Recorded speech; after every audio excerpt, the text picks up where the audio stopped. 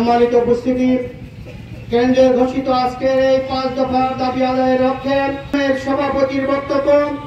সভাপতির বক্তব্য নিয়েছেন বাংলাদেশ জামাত ইসলামী সিরাজগঞ্জ জেলা শাখার মজলিস শুরার অন্যতম সদস্য, এনাদপুর থানা শাখার সংগ্রামী আমির, আজকের এই প্রোগ্রামের সম্মানিত সভাপতি জননেতা জনাব ডাক্তার সেলিম রেজা।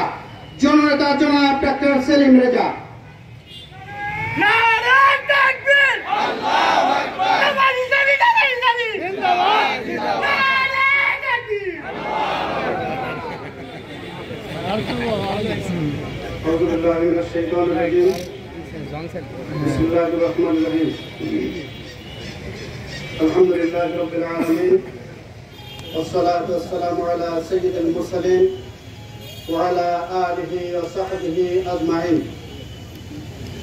বাংলাদেশ জামাত ইসলামী কেন্দ্রীয় কর্মসূচির অংশ হিসাবে 5 দফা দাবি আদায়ের লক্ষ্যে আজকের এই বিক্ষোভ সমাবেশের সংগ্রামী নেতৃবৃন্দ, সম্মানিত এলাকাবাসী, ছাত্র নেতৃবৃন্দ, প্রিয় সাংবাদিক বৃন্দ, প্রশাসনের কর্মকর্তা বৃন্দ, সংগ্রামী এনায়েতপুর এবং শাহজাদপুরের অঞ্চলের সংগ্রামী জনতার এক অংশ, আসসালামু আলাইকুম রহমতুল্লাহ।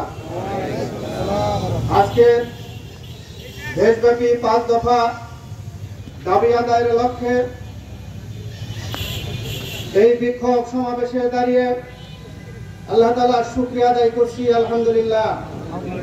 দরুদ এবং সালাম পেশ করছি আমাদের প্রিয় নবীর প্রতি সাল্লাল্লাহু আলাইহি ওয়াসাল্লাম। রুহের মাগফিরাত কামনা করছি। যাদের শাহাদাতের রক্তের বিনিময়ে আজকে বাংলাদেশের দ্বিতীয় স্বাধীনতা আমরা পেয়েছি, সংগ্রামী নেতৃবৃন্দ সহ সকল শহীদদের রুহের মাগফিরাত কামনা করে সংক্ষিপ্ত আকারে আপনাদের সামনে যে একটি কথা বলতে চাই। সংগ্রামী বন্ধুরা আমার, আপনারা জানেন 2024 সালের 5 আগস্টে স্বৈরাচার ফ্যাসিস্ট হিসাবে খ্যাত শেখ হাসিনার পদত্যাগ এবং পলায়নের মধ্য দিয়ে বাংলাদেশের স্বাধীনতার দ্বিতীয় সূর্য উদিত হয়েছে। বাংলাদেশ দ্বিতীয়বার স্বাধীনতার পর থেকে আমরা দেখতে পেয়েছি একটার পর একটা অন্তর্বর্তীকালীন সরকারের উপর চাপ সৃষ্টি করে বিভিন্ন মহল বিভিন্ন দাবি আদায়ের চেষ্টা করে যাচ্ছিল। তার অংশ হিসাবে আমরা দেখেছি সরকারের বিভিন্ন মন্ত্রণালয়ে এখনো স্বৈরাচারের দোসররা তাদের বহাল তবিয়তে বসে থাকার কারণে অন্তর্বর্তীকালীন সরকার বাংলাদেশের উন্নয়নের ধারাবাহিকতা রক্ষা করতে পারে নাই। বাংলাদেশের জুলাই বিপ্লবের যে চাহিদা, সেই চাহিদা তারা পূরণ করতে পারে নাই। বাধ্য হয়ে বাংলাদেশ জামাত ইসলামী সহ অন্যান্য সমমনা রাজনৈতিক দলগুলো আজকে মাঠে নেমেছে তাদের দাবি আদায়ের জন্য।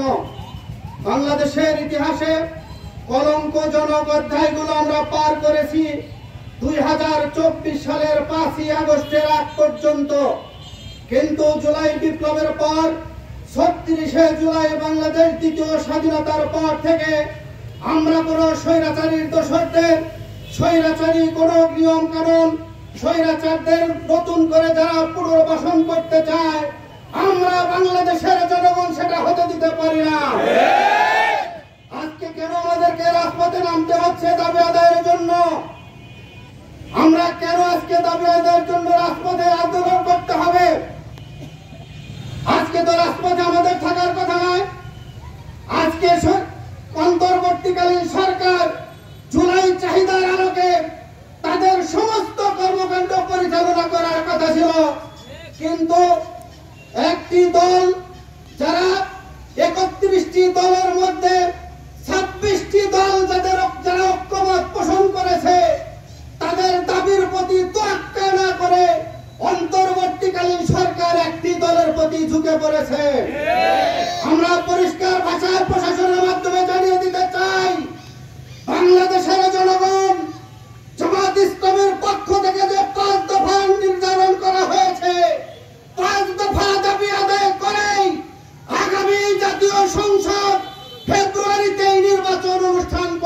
হবে, অন্যথায় জনগণ সেই নির্বাচন মেনে নেবে না। জুলাই সনদ যেটা ঘোষণা করা হয়েছে, এখন পর্যন্ত সেই সনদের ভিত্তি সরকারিভাবে ঘোষণা করা হয় নাই। জামাত ইসলামী সংশোধনী সহ জুলাই সনদ তার ভিত্তিতে আগামী ফেব্রুয়ারিতে নির্বাচন দেওয়ার কথা বলেছে। পিআর পদ্ধতি একদল বোঝে না। পিআর কি? পিআর হচ্ছে সেই পদ্ধতির নাম, যেই পিআর পদ্ধতির মাধ্যমে নির্বাচন হলে কোনো ফ্যাসিস্টের জন্ম হবে না। যদি পিআর পদ্ধতিতে নির্বাচন হয়, কোন স্বৈরাচারের দোসররা একতরফাভাবে সংসদ পরিচালনা করতে পারবে না। পিআর পদ্ধতি হচ্ছে সেই পদ্ধতি, যেই পদ্ধতির মাধ্যমে সকল দলের অংশগ্রহণের মধ্য দিয়ে বাংলাদেশের জাতীয় সংসদে আইন প্রণয়ন করা হবে। পিআর পদ্ধতি হচ্ছে সেই পদ্ধতি। এক শ্রেণী বলে আমরা পিআর বুঝি না। পিআর যদি তোমরা না বুঝে থাকো, আমরা জামাত ইসলামের পক্ষ থেকে ঘোষণা করতে চাই, পিআর যদি না বুঝে থাকো, আমরা জামাত ইসলামের পক্ষ থেকে শিক্ষক নিয়োগ করে তোমাদেরকে পিআর বুঝায় দেওয়ার চেষ্টা করব। সংগ্রামী বন্ধুরা আমার, জামাত ইসলামী 5 দফার মধ্যে জুলাই সনদের ভিত্তিতে আগামী জাতীয় সংসদ নির্বাচন ফেব্রুয়ারিতে দেওয়ার ঘোষণা দিয়েছে। এতদিন পর্যন্ত তারা বলতো ফেব্রুয়ারির মধ্যেই নির্বাচন, ডিসেম্বরের মধ্যে নির্বাচন দিতে হবে। এখন নির্বাচনের রোডম্যাপ ঘোষণা করার পর তাদের পক্ষ থেকেই ঢাকা বিশ্ববিদ্যালয় নির্বাচনে ইসলামী ছাত্র শিবির, জাকসু নির্বাচনে ইসলামী ছাত্র শিবির এককভাবে বিজয় লাভ করার পরে আজকে তাদের মতামত ঘুরে গেছে। এখনই নির্বাচনের কোনো প্রয়োজন নাই, তারা বলা শুরু করেছে আগে আমাদের দলের সংশোধন করতে হবে। সংগ্রামী বন্ধুরা আমার, আগে রাষ্ট্রীয় সংস্কার করতে হবে। আপনি রাষ্ট্রীয় সংস্কার না করে রাষ্ট্রীয়ভাবে সকল ক্ষেত্রে আওয়ামী দোসররা, স্বৈরাচারের দোসররা বিভিন্ন সেক্টরে বসে থাকে, আর আপনি নির্বাচনের কথা বলবেন, জনগণ সেটা মেনে নেবে না। সুতরাং রাষ্ট্রীয় সংস্কার করতে হবে। জামাত ইসলামের 5 দফার দাবি আদায়ের মধ্যে একটি হচ্ছে রাষ্ট্রীয় সংস্কার। সংগ্রামী বন্ধুরা আমার, এরপরে দাবি হচ্ছে লেভেল প্লেইং ফিল্ড। এখনো কি তৈরি হয়েছে বলেন? সকল দলের জন্য কি এখনো সমান সুযোগ হয়েছে?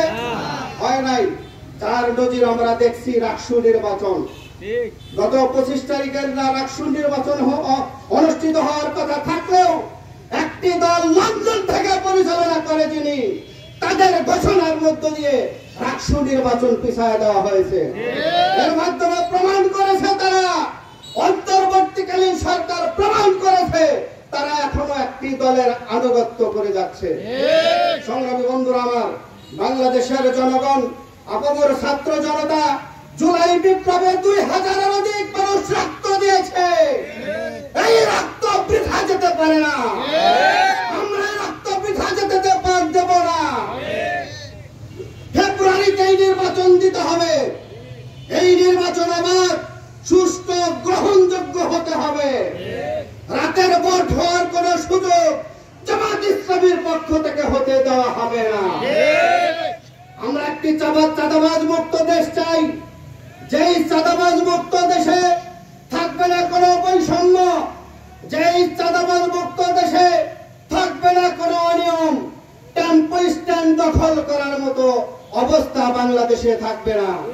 সংগ্রামী বন্ধুরা আমার, অতএব সরকারের বিভিন্ন গোয়েন্দা সংস্থার মাধ্যমে আমরা অন্তর্বর্তীকালীন সরকারের কাছে দাবি জানাতে চাই, জামাত ইসলামী সহ সমমনা সকল রাজনৈতিক দলগুলোর আজকে ঐক্যবদ্ধ আন্দোলনের যে কর্মসূচি ঘোষণা করা হয়েছে, এই কর্মসূচির আলোকে 5 দফা মেনে নিয়ে আগামী নির্বাচন দিতে হবে। অন্যথায় নির্বাচন হতে দেওয়া হবে না। সংগ্রামী বন্ধুরা আমার, 5 দফা এটা জনগণের দাবি। এটা নট অনলি জামাত ইসলামী, শুধু জামাত ইসলামীর দাবি নয়। পিআর পদ্ধতি 31টা দলের মধ্যে 26টা দল ঐক্যমত পোষণ করেছে, কিন্তু একটা দলের দিকে ঝুঁকে পড়ে বামপন্থী রামপন্থী যারা আওয়ামী লীগের উপরে সওয়ার করেছিল, যারা আওয়ামী লীগকে ডুবাইছে, বিএনপি যদি এই বামপন্থীদের উপরে ভর করে অন্তর্বর্তীকালীন সরকারের উপরে চাপ প্রয়োগ করে, তাদের অবস্থাও স্বৈরাচারী দোসরদের মতো হবে। সংগ্রামী বন্ধুরা আমার, সুতরাং আজকে এই সমাবেশ থেকে আমরা পরিষ্কার ভাষায় ঘোষণা করতে চাই, জামায়াত ইসলামীর ঘোষিত 5 দফা মেনে নিতে হবে। সর্বশেষ প্রশাসনের কাছে উদাত্ত আহ্বান জানাতে চাই, স্বৈরাচারের দোসররা শুধু বিভিন্ন সেক্টরে নয়, আমাদের এলাকায় আনাচে কানাচে যারা খুনি গণহত্যাকারী, তাদের দোসররা এখনো বিভিন্ন বাড়িতে মিটিং করে, আমার কানে আছে। আছে কিনা বলেন? আজকে প্রশাসনের কাছে বলতে চাই, অবিলম্বে এই সমস্ত দোষরদেরকে গ্রেফতার করে আইনের আওতায় আনতে হবে। এই দাবি করে আপনারা যারা আজকে প্রোগ্রামে উপস্থিত হয়েছেন, বিশেষ করে আমাদের পক্ষ থেকে ঢাকা বিশ্ববিদ্যালয় নির্বাচিত সলিমুল্লাহ মুসলিম হলের এজিএস শাহির আলম আমাদের এই প্রোগ্রামে উপস্থিত হয়েছেন। আমাদের প্রোগ্রামের পক্ষ থেকে এলাকার কৃতি সন্তান হিসাবে তাকে আন্তরিকভাবে দোয়া করছি, তার অর্পিত দায়িত্ব আল্লাহ যেন তাকে পালন করার তৌফিক দান করেন। আপনারা যে প্রোগ্রামে উপস্থিত হয়েছেন, আপনাদের সকলকে আন্তরিক ধন্যবাদ জানিয়ে আবারও 5 দফা আদায়ের লক্ষ্যে 5 দফা দাবি মেনে নেওয়ার জন্য সরকারের কাছে উদাত্ত আহ্বান জানিয়ে সকলকে ধন্যবাদ জানিয়ে আজকের এই প্রোগ্রামের সমাপ্তি ঘোষণা করছি। সুবহানাকাল্লাহুম্মা ওয়া বিহামদিক, আশহাদু আল্লা ইলাহা ইল্লা আনতা, আস্তাগফিরুকা ওয়া আতুবু ইলাইকা। আসসালামু আলাইকুম ওয়া রাহমাতুল্লাহ।